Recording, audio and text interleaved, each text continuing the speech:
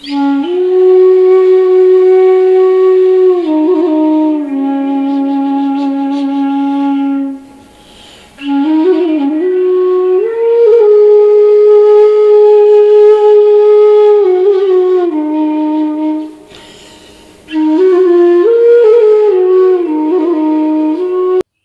শ্রদ্ধা ও প্রণাম, ছোটদের স্নেহ ভালোবাসা জানিয়ে শুরু করছি আজকের ভিডিও। আজকের টপিক হলো ইন্স্যুরেন্স করা ঠিক কিনা। ঠাকুরকে প্রশ্ন করা হয়েছিল, ঠাকুর উত্তরে কি বলেছিলেন এই বিষয়টা পাওয়া গেল আলোচনা প্রসঙ্গ গ্রন্থের ১২ খণ্ডের ৩ পাতায়। কি বললেন চলুন শোনা যাক। ঠাকুরকে প্রশ্ন করা হলো, ঠাকুর ইন্স্যুরেন্স সম্বন্ধে আপনার মত কি? শেষে ঠাকুর বললেন, ইন্স্যুরেন্সের ভেতর দিয়েই হোক বা অন্য কোনো রকমই হোক, মানুষের সঞ্চয়ের পরিমাণ সেই পর্যন্তই হওয়া ভালো, যাতে তার faculty of effort ever alive, অর্থাৎ প্রচেষ্টা প্রণতা নিত্য সঞ্জীবিত থাকে। অতি সঞ্চয়ের ফলে যদি তার মনে হয় I have enough, why should I excerpt, আমার ঢের আছে, আমি কেন খাটতে যাব, তাহলে খারাপ হয়। তার ফলে মানুষের ইন্টালেক্ট অ্যান্ড এনার্জি, বুদ্ধি ও শক্তি ক্রমশ উইক হয়ে পড়ে। তিনি বলে যে ইন্স্যুরেন্সের মধ্য দিয়েই হোক আর এনিহাও যে কোনো প্রকারে হোক, সঞ্চয়ের পরিমাণ ততটাই হওয়া ভালো। এত বেশি সঞ্চয় করা যাবে না যাদের মনে হয় আমার তো অনেক আছে, আমার আর কি করা দরকার।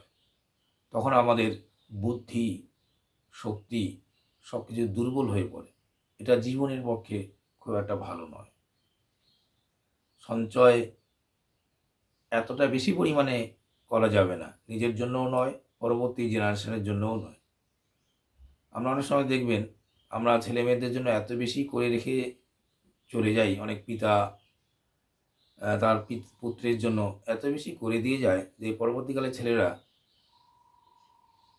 আর কিছু করতে চায় না। জানে তো বাবা অনেক কিছু করে দিয়েছে, আমার তো খাওয়া পড়া চলার জন্য কোনো অভাব নেই।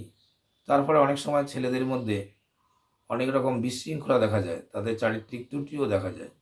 কারণ মানুষ যখন কর্মময় থাকে তখন তার মানসিকতাটাও ঠিক থাকে। আর যদি সব কিছু না করেই পেয়ে যায় তখন তার অনেক সময় অলসতা চলে আসে, এবং যেটা বলা হয় যে ideal brain is the Devil's workshop, অর্থাৎ বিভিন্ন রকম শয়তানি বুদ্ধি চলে আসে। সেজন্য সঞ্চয়ের পরিমাণ এতটা বেশি করা যাবে না যার উপর দাঁড়িয়ে আমাদের পরবর্তীকালে হোক বা আমার জীবনে হোক একটা সময় আর কর্মের প্রবণতাটা হারিয়ে ফেলি, কর্মের দরকার হয় না। তার ফলে আমাদের যেটা ঠাকুর বললেন যে আমাদের মানে বুদ্ধির দিক দিয়ে হোক আর শক্তির দিক দিয়ে হোক আমরা দুর্বল হয়ে পড়ি। এটা আমাদের সুস্থ জীবনের পক্ষে খুব একটা ভালো নয়। তারপরে আবার হাউজার মেন্দা আমাদের একজন মার্কিন শিষ্য ছিলেন। তিনি ঠাকুরকে আবার প্রশ্ন করলেন যে সব দিকের সামঞ্জস্য বজায় রেখে যদি মানুষ মাত্রা মতো ইন্স্যুরেন্স করে তা কেমন।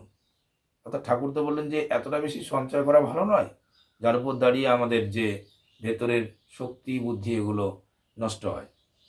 কিন্তু আমাদের হাউজার মেন্দা জিজ্ঞেস করলেন যে সব দিক দিয়ে যদি সামঞ্জস্য অর্থাৎ ব্যালেন্স রেখে যদি মানুষ মাত্রা মতো ইন্স্যুরেন্স করে তা কেমন। এবার ঠাকুর কী বললেন? ঠাকুর বললেন সেটা গৃহীর পক্ষে ভালো, অর্থাৎ গৃহস্থ মানুষ যারা, ফ্যামিলি ম্যান যারা, তার পক্ষে ভালো। পিয়াজ হোডিং অর্থাৎ পুত সঞ্চয় দিয়ে সে সবার জন্য সবসময় রেডি বা প্রস্তুত থাকবে। তিনি বলেন যে একটা সুন্দর ওয়ার্ড ইউজ করেছেন ঠাকুর, যে পুত সঞ্চয় বা পিয়াজ হোডিং, অর্থাৎ বৈধ সঞ্চয় দিয়ে, পবিত্র সঞ্চয় দিয়ে সবার জন্য সেবা করার জন্য সবসময় গৃহস্থ প্রস্তুত থাকে। সঞ্চয়টা হলো সেবার জন্য, কিন্তু সঞ্চয়টা শুধু নিজের আত্মস্বার্থের জন্য নয়, তিনি সেবার জন্য করতে বলেছেন।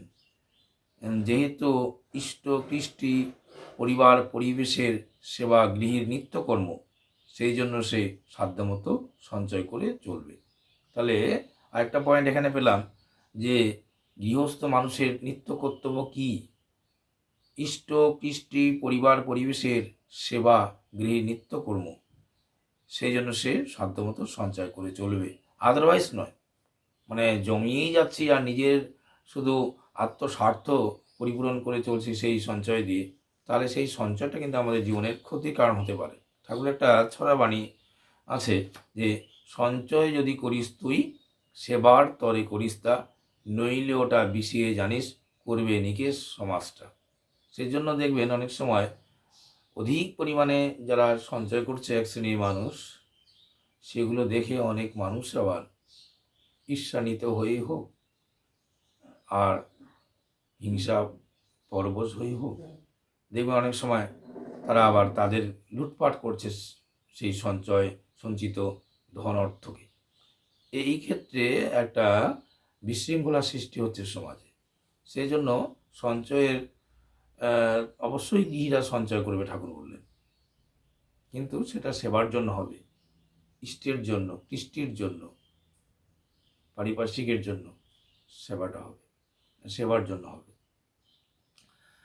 অতিরিক্ত সঞ্চয় ঠাকুর পছন্দ করেননি।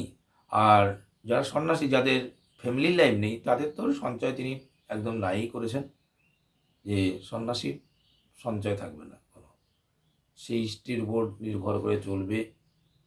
হ্যাঁ, মানুষের সতেস্বচ্ছ দানের উপর নির্ভর করে চলবে।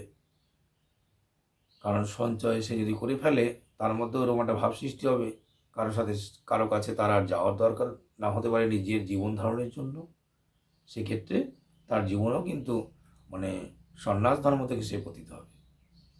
তাই বেসিক্যালি সংসার ধর্ম বড় ধর্ম আমরা বলে থাকি, কিন্তু সংসার ধর্ম শুধু এরকম নয় যে নিজের শুধু পরিবারটাকে পরিপালন করা এই সংসার ধর্ম নয়, কিন্তু গৃহস্থরা বা সংসারী মানুষদের অনেক দায়িত্ব কর্তব্য রয়ে গেছে। সেইটাই হচ্ছে সংসার ধর্ম। শুধু বিয়ে করলাম, সন্তানাদি হলো, তাদের পরিচর্যা করলাম, এটাতে সংসার ধর্ম। আর সেই সংসার ধর্মের দোহাই দিয়ে বলছি সংসার ধর্ম বড় ধর্ম, তাই এটা করতেই হবে, এরকমটা নয়। সংসার ধর্মের মধ্যে তিনি কী বলেন, নিত্য কর্তব্য কী সংসারীদের? তার মধ্যে একটা আছে অতিথি নারায়ণ, অতিথি আসলে তাদের সেবা দিতে হয়। ইষ্ট কৃষ্টি পারিপার্শ্বিকের প্রতি গৃহস্থদের অনেক দায়িত্ব থাকে। সন্ন্যাসীদের যেমন সন্ন্যাসীর মতো করে অনেক দায়িত্ব কর্তব্য থাকে, গৃহস্থের জন্যও কিন্তু অনেক দায়িত্ব কর্তব্য থাকে। সেই দায়িত্ব কর্তব্যগুলো যখন আমরা সঠিকভাবে পরিপালন করি, তবে আমরা সংসার হিসেবেও কিন্তু সার্থক হই, এবং তখনই আমরা নিজেকে সংসারই বলতে পারি। শুধু নিজে একটা মানে আমরা তো সাধারণত আমাদের একটা কনসেপ্ট আছে যে বিয়ে করলাম, এটাই সংসার ধর্ম হয়ে গেল। মানে আমার তো যে কোনোভাবেই হোক, আমি আমার বিয়ের পর্বটা আমার জীবনে ঘটেনি এখনও পর্যন্ত। সেক্ষেত্রে আমাকে এই কথাটা বারবার শুনতে হয় বলেই আমি একটু বলছি আর কি, যে ভাই সংসার ধর্ম বড় ধর্ম। হ্যাঁ, সংসার ধর্ম বড় ধর্ম, ঠিকই কথাটা, কিন্তু তার মানে এরকম নয় সংসার ধর্ম মানে শুধু বিয়ে করলাম, দুই একটা বাচ্চা কাচ্চা হয়ে গেল, এবার তাদেরকে যেভাবেই হোক পরিপালন করলাম, এটাই ধর্ম পালন হয়ে গেল সংসার ধর্ম, এরকমটা কিন্তু নয়। তাহলে তো সবাই সংসার ধর্ম বড় ধর্ম, সবাই বড় বড় ধার্মিক, আদৌ কি তা হচ্ছে? তাই সংসারীদের কর্তব্যপরায়ণতা কী, দায়িত্ব কী, সেগুলো সম্বন্ধে জানা দরকার, এবং সেগুলো সঠিকভাবে পরিপালন করার মধ্য দিয়েই আমাদের প্রকৃত সংসার ধর্ম যেটা, সেই পরিপালন করা সম্ভব হয়ে ওঠে। তাহলে আমরা ইন্স্যুরেন্স সম্বন্ধে আজকে জানতে পারলাম যে ইন্স্যুরেন্সের পরিমাণটাও এতটা বেশি হবে না, সব ক্ষেত্রে একটা লিমিটেশনের কথা ঠাকুর বলেছে। খুব বেশি হলে সেটা আমাদের পক্ষে কিন্তু খুব একটা ভালো নয়, এটাই আমরা জানতে পারলাম। যাই হোক, পরিশেষে সবার সার্বিক মূল প্রার্থনা প্রিয় কর্মের আতুল চরণে রেখে শেষ করছি। জয় গুরু।